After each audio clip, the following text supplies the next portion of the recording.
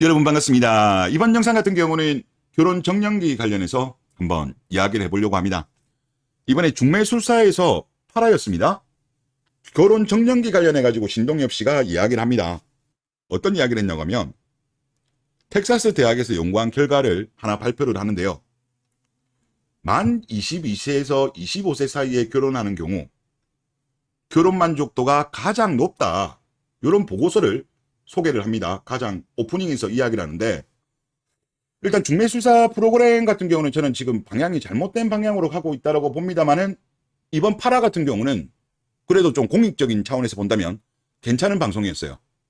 이제 일단 의뢰한 사람이 96년생 금융 IT 쪽에 종사하시는 분이고, 이분 같은 경우는 본인 나이도 물론 20대지만 20대 여성을 찾는다.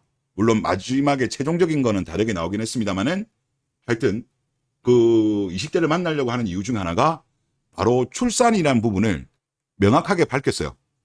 그래서 아마 그것 때문인지 모르겠지만 이번에 중매술사 오프닝 가장 먼저 한 이야기가 이거였어요.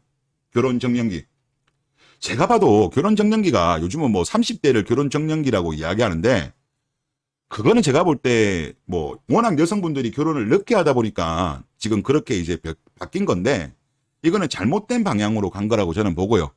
그리고 결혼 정년기라고 한다면 뭐 요즘은 뭐 대학까지도 가고 그러니까 그래도 한 25 정도 여성 나이로 봤을 때 그 전후가 저는 결혼 정년기가 아닌가, 그런 생각이 저는 개인적으로 들고 있고, 우리 사회가 또 그쪽으로 또 가야 되는 것이 아닌가, 그런 생각을 가지고 있습니다.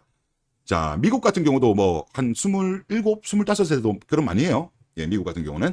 자, 그리고 여기서 말한 보고서가 바로 여기에 있는 표를 이야기한 건데, 이 표를 보면 또 복잡하니까 요거를 잘 설명한 기사를 한번 보도록 하겠습니다. 제목은 이렇습니다. 만 22에서 25세 때 결혼을 하면 만족도가 가장 높다. 이제 이렇게 이야기를 했는데, 요거 표를 한번 보시죠. 결혼 시기에 따른 이혼율 같은 경우는 21세 이하는 이혼율이 높습니다. 너무 어렸을 때 결혼했을 때는. 하지만 22에서 25세를 했을 때 이혼율이 가장 낮다. 그리고 25세는 약간 올라가긴 올라가는데 하여튼 좀 완만하다. 이런 식으로 이제 설명을 하고요. 그 다음에 이제 결혼 만족도 같은 경우도 21세 이하일 때보다 오히려 22에서 25일 때가 가장 베스트이고, 26세가 넘어가면 결혼 만족도가 떨어진다. 이런 이야기를 합니다. 자, 그리고 요거 나온 김에 다른 영상에서 어떤 분이 좀 한번 물어보신 게 있으셨거든요. 어떤 내용이냐고 하면, 국제결혼 시에 외국 여성의 만족도가 높은 이유가 그들 여성들이 후진국에서 온 경우가 많기 때문에 그런 것이 아닌가라고 저한테 일종의 반박글을 올리신 분이 있어요. 뭐 그런 측면도 있긴 있습니다만은, 그때 설문이 뭐였냐고 하면 외국 여성이 답변한 거죠. 배우자와의 만족도라는 설문이 있었고, 삶에 대한 만족도라는 설문이 따로 있었습니다. 삶에 대한 만족도 부분은 말씀하신 것처럼 아무래도 후진국에서 우리나라로 오니까 인프라가 상대적으로 좋으니까 그런 답변을 할 수 있을 거라고 보지만, 배우자의 만족도 같은 경우는 저는 좀 다르다고 보거든요. 이거는 인간관계잖아요. 그런데 거기에서 상대적으로 한국 여성에 비해서 외국 여성들이 높았던 이유가 저는 어린 나이에 와서 그런 것이 아닌가. 이거랑 일맥상통한 거죠. 이거는 미국 자료입니다. 미국 같은 경우야 뭐 우리나라보다 잘 사는 나라지 않습니까? 그러니까 우리나라 여성들은 전반적으로 결혼을 늦게 하고, 외국 여성들 같은 경우는 대부분은 20대 여성들이에요. 그중에서 특히 20대 초중반도 매우 많기 때문에 거기서 발생하는 만족도가 큰 영향을 미친 것이 아닌가. 배우자 만족도 부분에 있어서는. 물론 삶의 만족도 같은 경우는 이제 인프라가 물론 영향이 있겠죠. 하여튼 저는 그렇게 생각이 들고, 그리고 다시 돌아와서 여기 보고서를 이제 이렇게 이제 연구진에서는 설명을 합니다.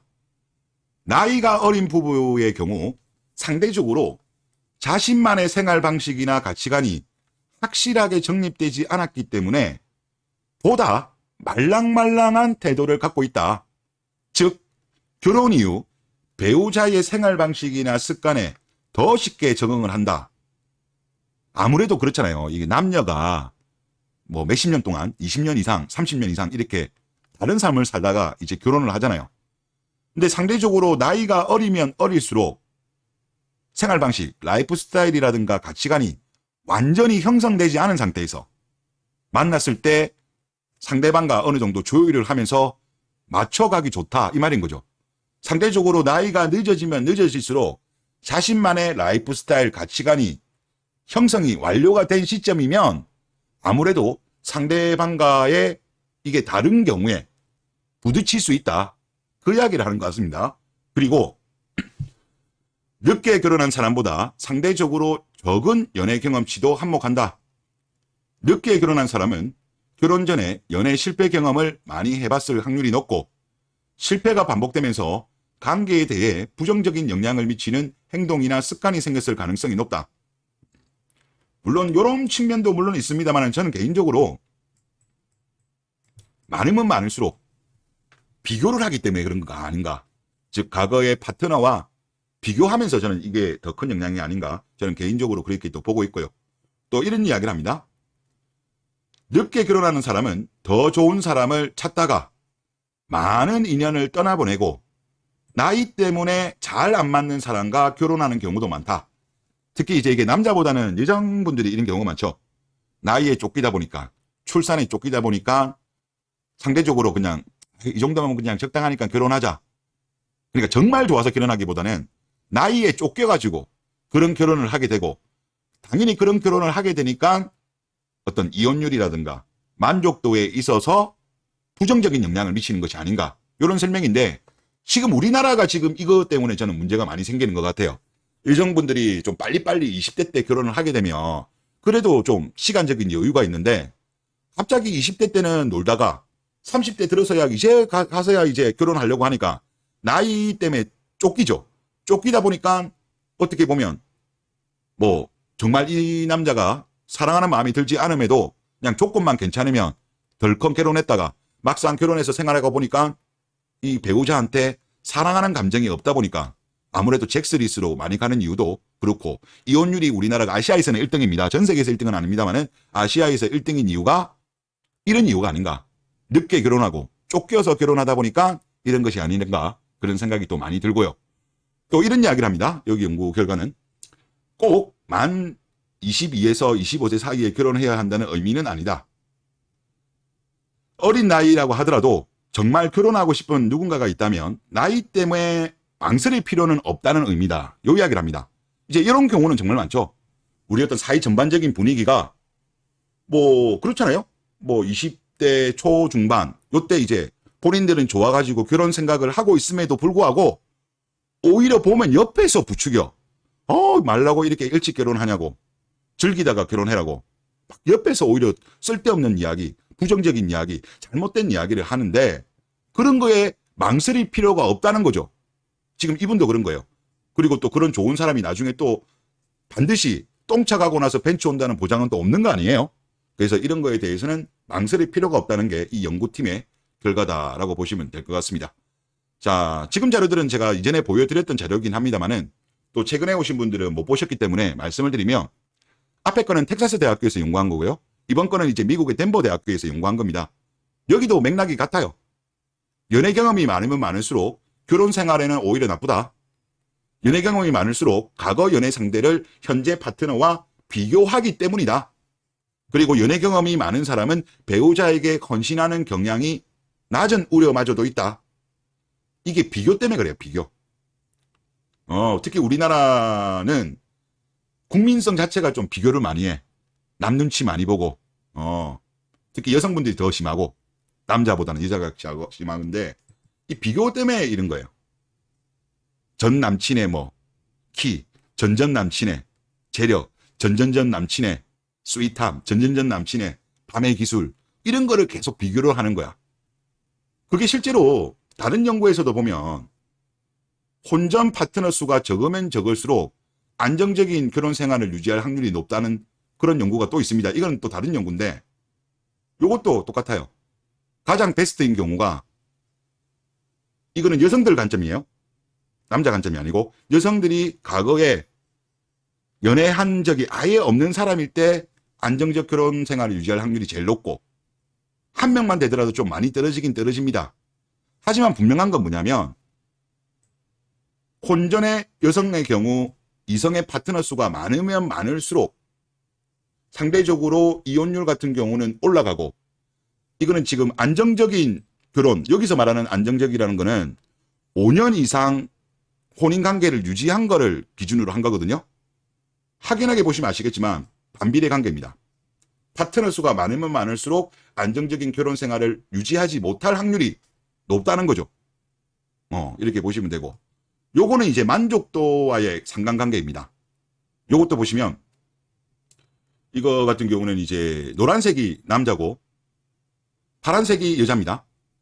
그리고 X축 같은 경우는 파트너 수, Y축 같은 경우는 이제 결혼의 만족도라고 보시면 되는데, 일단 전체적으로 보면 남자가 높아요. 결혼의 만족도.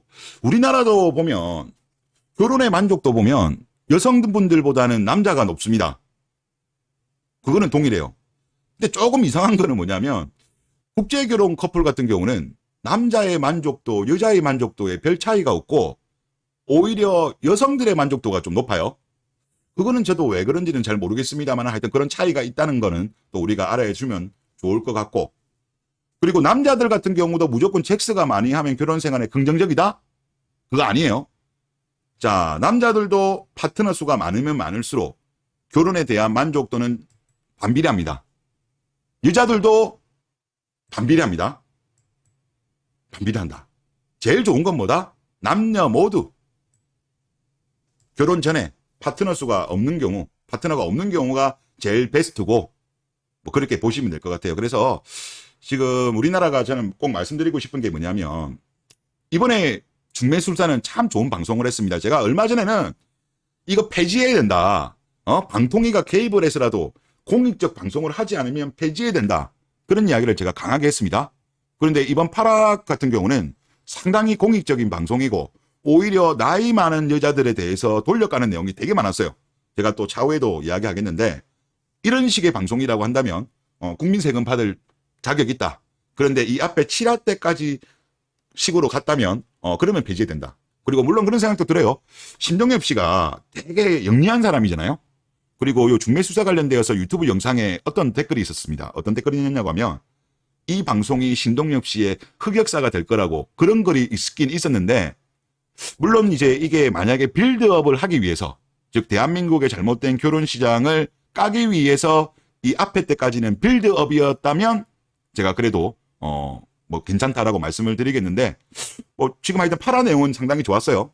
공익적이었고, 하여튼 만약에 방송을 하게 된다면, 관계자들이 혹시 이 영상을 보게 된다면 이런 식으로 좀 가면 좋을 것 같다, 그런 생각이 많이 듭니다. 네, 이번 영상 여기서 마치겠습니다.